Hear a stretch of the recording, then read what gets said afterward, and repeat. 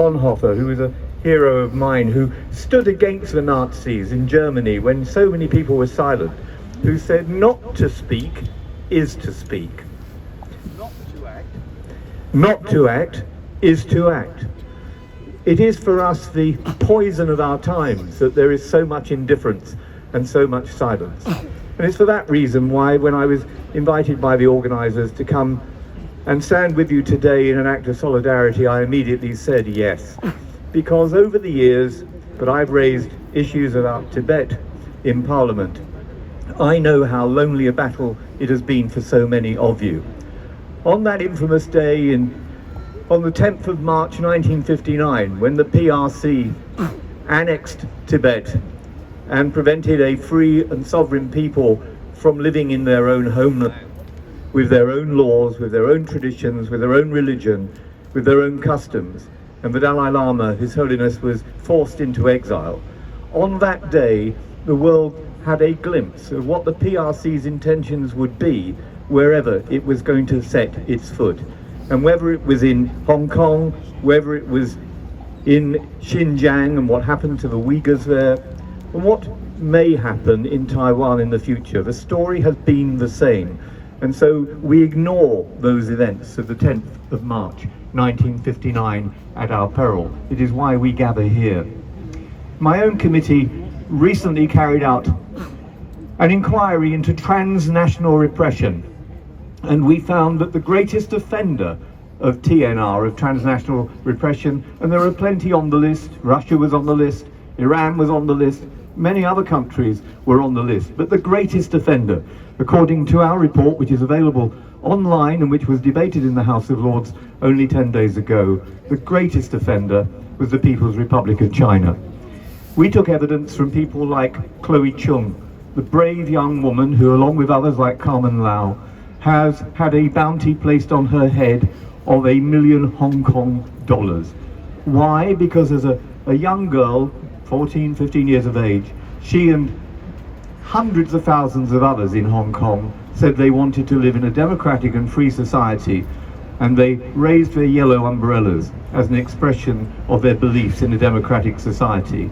And for that, she is now hunted down in this country in fear that she may be abducted and taken back to the People's Republic of China, where we know what fate will await her. We know because we see what has happened to a British citizen, to Jimmy Lai, whom Alicia mentioned in her remarks a few moments ago. I know Jimmy, I know his wife, I know their son.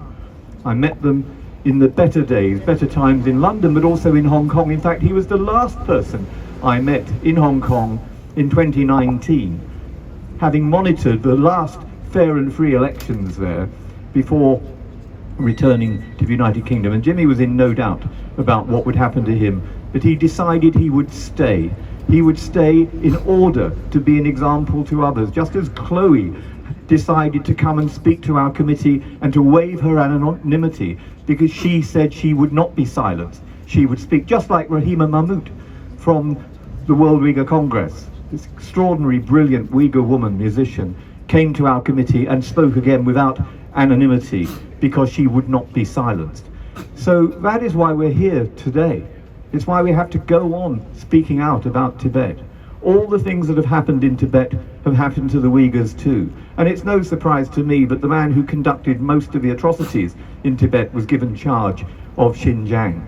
The reproductive rights policies of forced abortion, forced sterilization, forcible numbers of children that people are allowed to have, the suppression of freedom of religion or belief.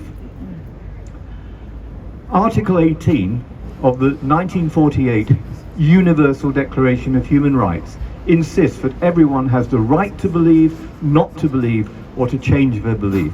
What has been done to Tibetan Buddhists verges on the genocidal, in preventing people from exercise their religion, in preventing people from being able to bring up their own children in the way that they would wish, instead of putting them into forced boarding accommodation, which I heard Luke de Pulford referring to in his remarks a few moments ago. What has happened there has become the playbook for what has been done in Xinjiang. It is the playbook that is being implemented increasingly under the national security law in Hong Kong, and it would be the playbook that would be used in Taiwan as well. we look at that deadly quartet of China, Iran, North Korea, and Russia, and we see what they have done to disfigure the world. We are living in perilous and dangerous times, and one of the reasons for that is because we failed to act when we saw what happened in Tibet. We have equivocated for far too long in calling out the Chinese Communist Party, and instead of calling them out, the man who lives opposite here in Downing Street went to Beijing with the title deeds in his pocket for a new mega embassy in London. When Chloe Chung was asked what she thought about that, she said, "I'm truly frightened, because if I'm dragged in there, I will never come out." Those were her words. "I will never come out."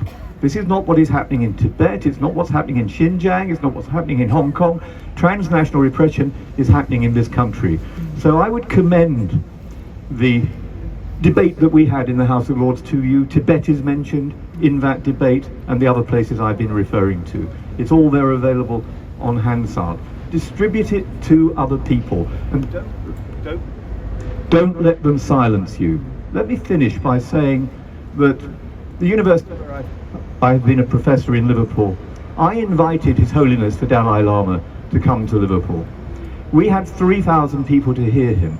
Before he arrived, the Chinese embassy telephoned the Vice Chancellor of our university to say that there will be no more Chinese students in your university if you allow this to go ahead.